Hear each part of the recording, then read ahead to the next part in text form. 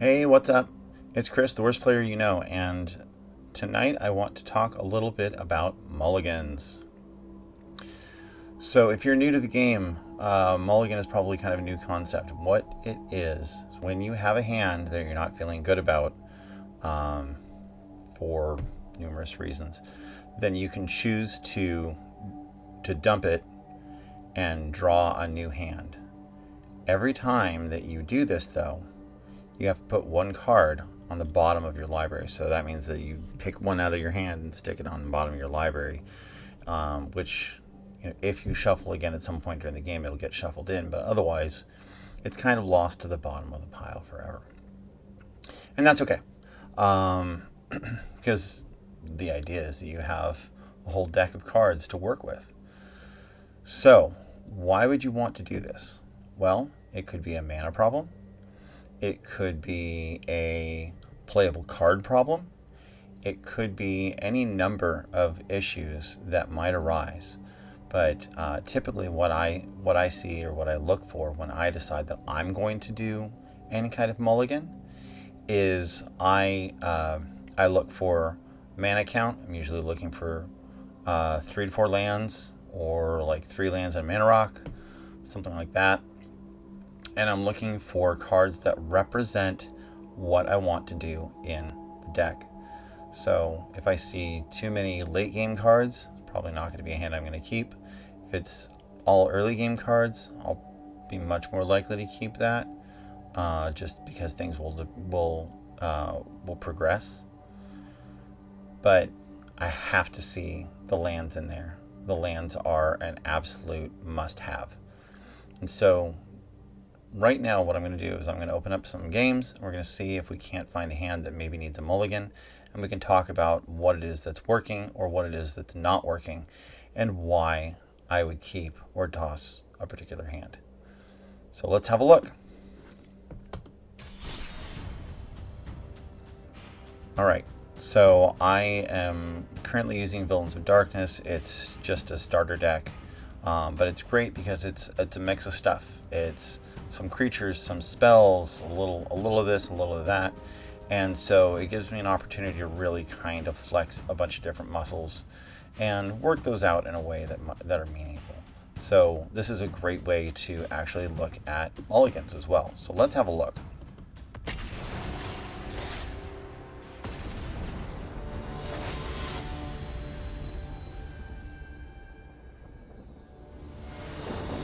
I like their avatar. Okay, so this is a hand I probably wouldn't keep this, actually, because everything is so if it costs 4 mana, it's a 4-drop, right? So it'll probably happen on the 4th turn. It's a long time to wait, and we don't have enough land here to actually cover any of the cost of any of these. So we have mid-game, even maybe late game cards in this hand, no early game cards, and not enough land to play them.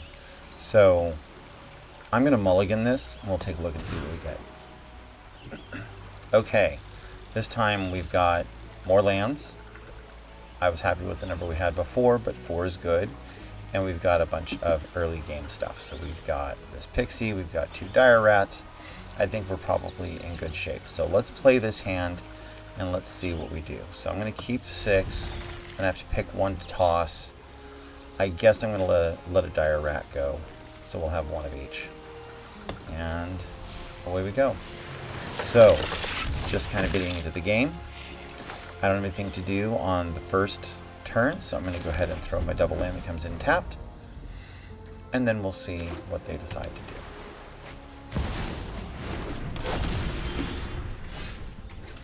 Okay.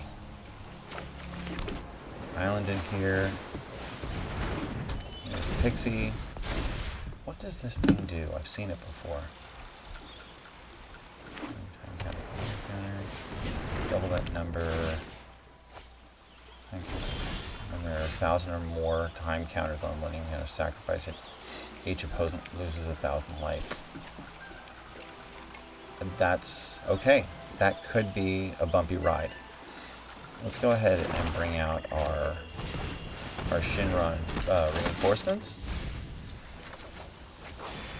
Excellent. And we've got Dreams of Laguna to play. And we'll send the Pixie over to say hi.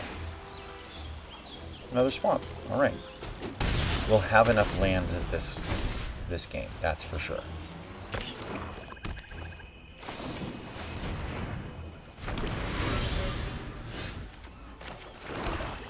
Dire rats. And we'll send those in to say hi. Sure, more reinforcements, it's great.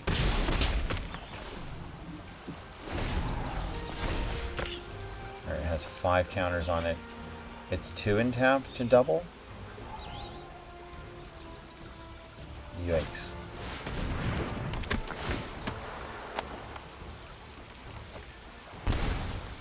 I mean, it still will take a few turns to get there, but...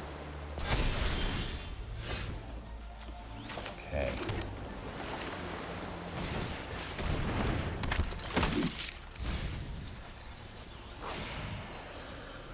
Alright, let's send the Pixie and...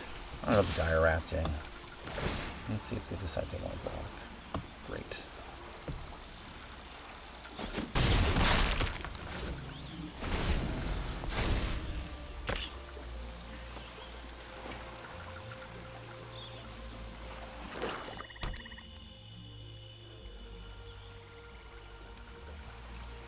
I'm watching that clock because now they've got 8.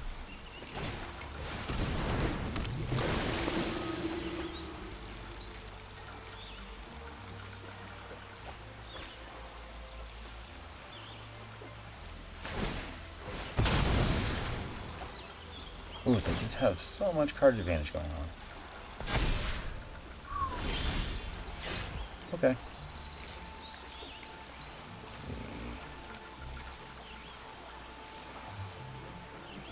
Alright, I'm going to hold. And not attack. I'm not sure if that was the right move or not.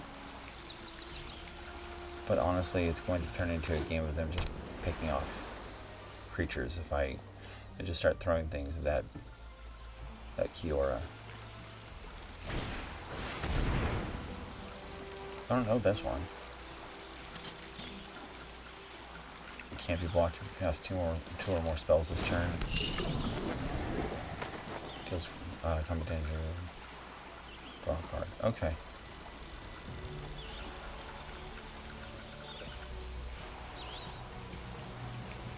I mean,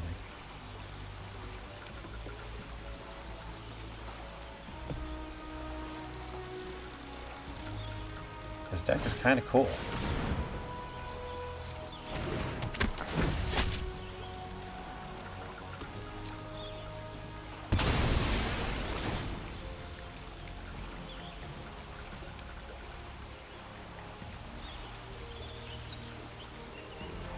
So much draw.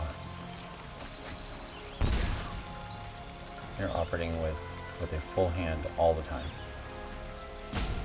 Oop. Remember that?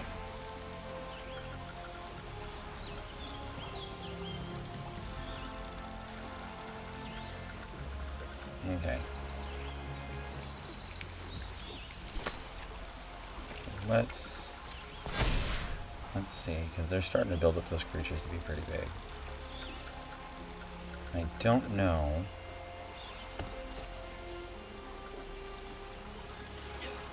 If they were to attack.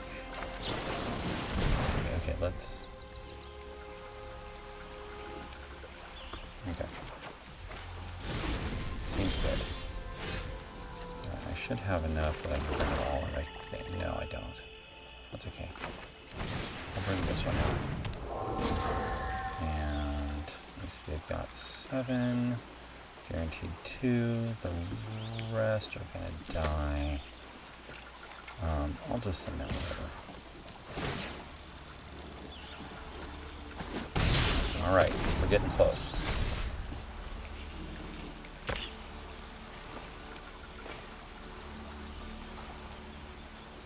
Ooh, it's at 19.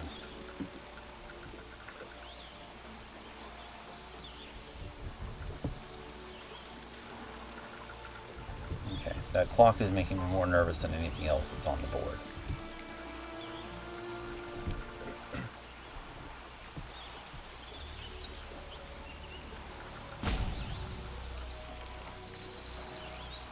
I think they're thinking really hard about their next move. They've got a lot of mana and a lot of cards, so I feel like they have a lot to work with. So I'm curious to see what they come up with, because I feel like they've probably got something that's waiting in the wings.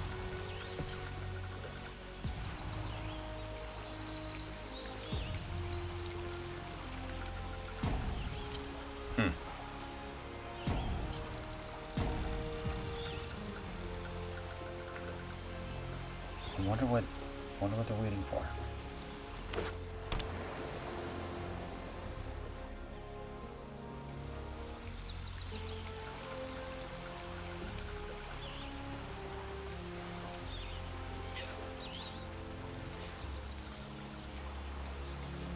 How many turns in are we? Okay. 38. Nice. I knew that was coming.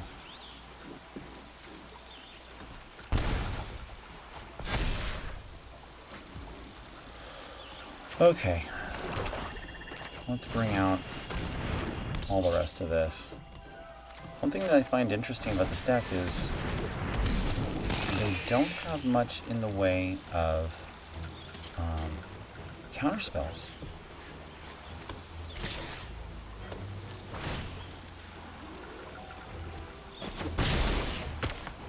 That's surprising. I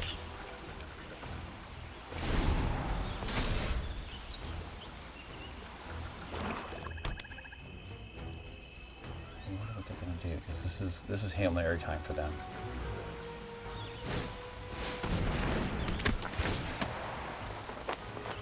Two, four, five. 2, 4, 6, 7. Okay. 6.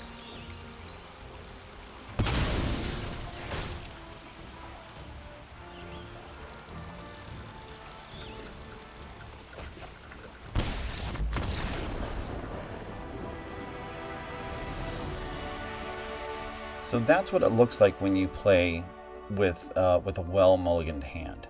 Even though I started one card down, I still managed to not only play effectively throughout the game, but in this particular game, though it doesn't always happen that way, I managed to actually win.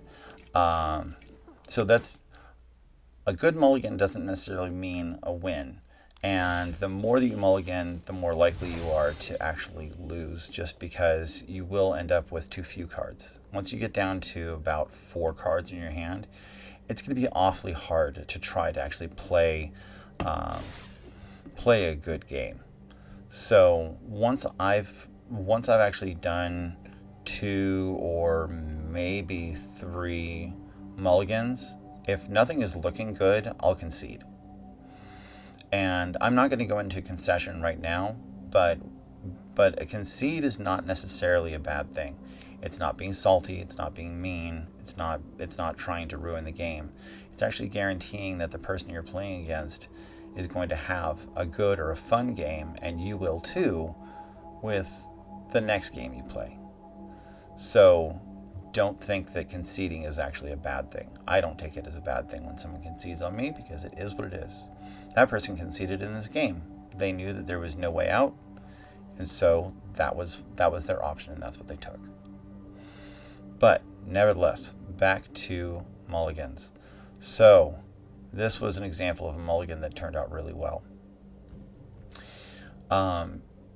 If you find yourself in a position sometime in the future, which may not be that far away, where you have a hand that maybe makes you look a little funny at it, you're not feeling quite right about it, take the mulligan. Ditch the 1 card, take the mulligan, because it may work out better for you than if you had just kept the hand you had had. The devil you know isn't always better. So, thanks so much for watching. If you enjoyed this, please like and subscribe, and I'll catch you next time. Until then, keep on playing.